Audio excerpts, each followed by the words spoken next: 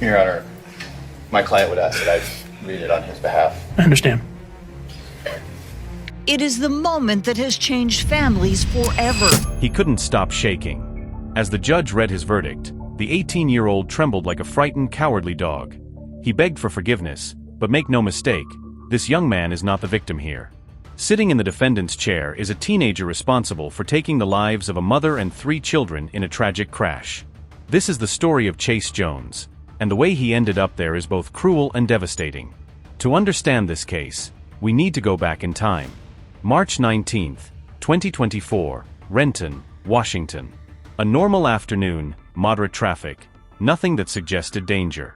But in seconds, everything at that intersection would be destroyed. An 18-year-old behind the wheel of an Audi decided to accelerate to 180 kilometers per hour, about 112 miles per hour, in an area limited to barely over 60 kilometers per hour, around 40 miles per hour.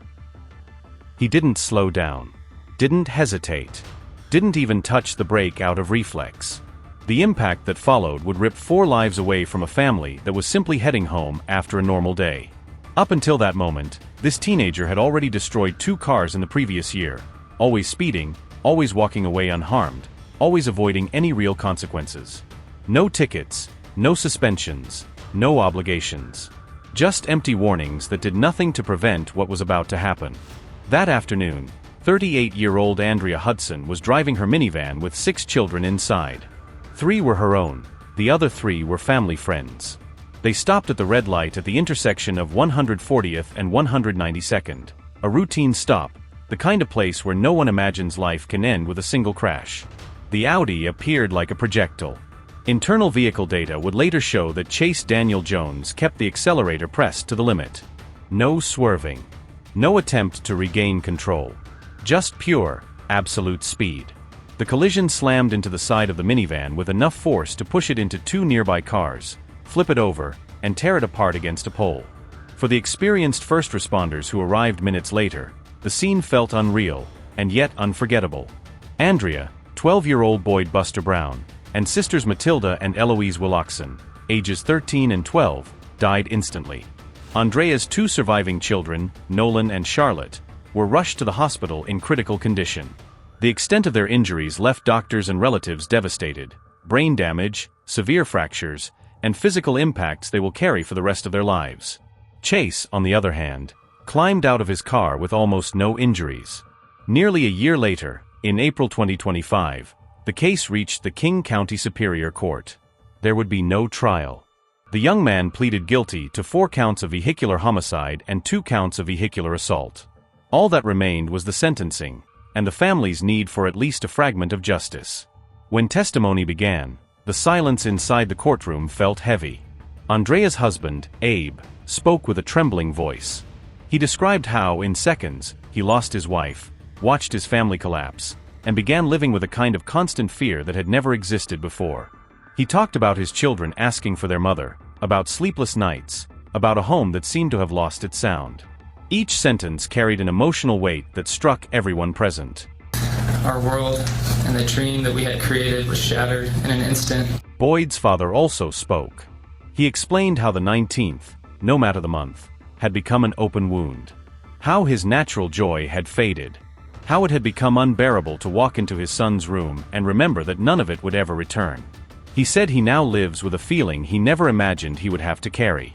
A tribute video honoring the children and Andrea was shown. Simple everyday moments, recorded before the crash, brought the entire courtroom to tears. Photos, letters, testimonies from teachers, friends, and neighbors piled together as a painful portrait of everything that had been lost. Andrea's mother was direct. This was the 3rd car Chase had destroyed under nearly identical circumstances. According to her, if there had been any real consequences earlier, all 4 of them might still be alive. She said it firmly, but ended with something that surprised many. Despite all the suffering, she offered the young man forgiveness. Not to excuse what happened, but to survive the grief. Not everyone could do the same. Other family members said forgiveness does not lessen the absence, does not erase the trauma, and does not return what was taken from them. When it was Chase's turn to speak, he couldn't do it. His attorney read a statement on his behalf. The text said that using his car as an emotional escape was the biggest mistake of his life. As the words were read, the young man cried, fully aware that nothing could ever return what he had taken. Finally, the judge spoke. He acknowledged the scale of the tragedy, the collective impact, and the family's despair. He read excerpts from letters he had received, describing emptiness, longing, and suffering present in every testimony. And he made something clear, something no one wanted to hear but everyone knew was true: no sentence could ever repair the loss. What the judge wished, and what everyone in that room seemed to wish, was that the memory of Andrea, Buster, Matilda, and Eloise not be defined only by the moment of the crash, but by what they represented to those who loved them. That their memory not be reduced to a traffic statistic, but remain a living part of the story of those fighting to move forward. Remember who they were, not just what happened at that intersection. Andrea was known for her quiet courage, her effortless authenticity, and a sense of humor so natural that it lit up any room. Friends described her as the most amazing person they had ever met, not out of exaggeration, but because it was impossible not to feel good around her. Buster had an energy that spread to everyone. He was the kid who filled a room with laughter, with warmth, with a joy that seemed to flow from him naturally. A true point of light for everyone who knew him. Matilda was remembered for the sweetness and kindness that seemed to be part of her very way of existing. She had a soft, steady joy that made everything around her feel lighter. And Eloise, in turn, carried a lively curiosity, energetic, excited, full of spirit. The kind of child who asked questions no one expected, always with a ready smile.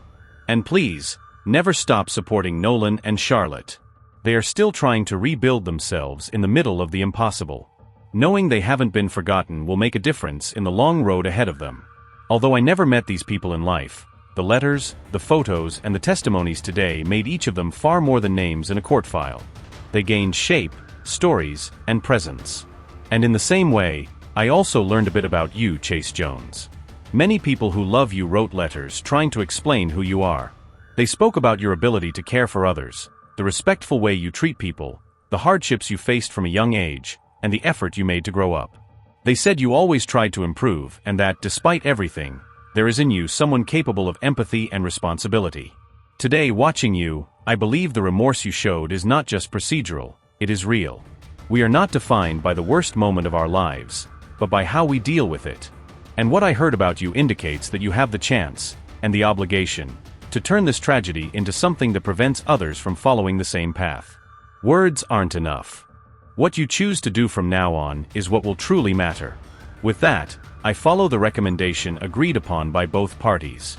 For the four most serious offenses, I impose 210 months of confinement, to be served concurrently and also concurrent with the sentences for the other two crimes. For those, I impose 84 months, also concurrent. After the sentence is completed, there will be 18 months of community supervision. And it is determined that you are prohibited from any contact with the Hudson, Wilcoxon, and Brown families. Restitution will be determined at a later time. In the end, this means about 17 years in prison, the lower end of a possible range of up to 23 years. With good behavior, Chase could leave prison at age 36. And then remains the question that runs through this entire tragedy. Are 17 years enough to stop another young person from treating 112 miles per hour as entertainment? One choice made in a single second. For lives erased. 2 children marked forever. An entire neighborhood carrying the memory of that day. If this case made you angry, moved you, or simply made you think, hit the like button, subscribe, turn on notifications, and comment below. 17 years, justice or not enough? And above all, drive responsibly. Because the next intersection could be yours.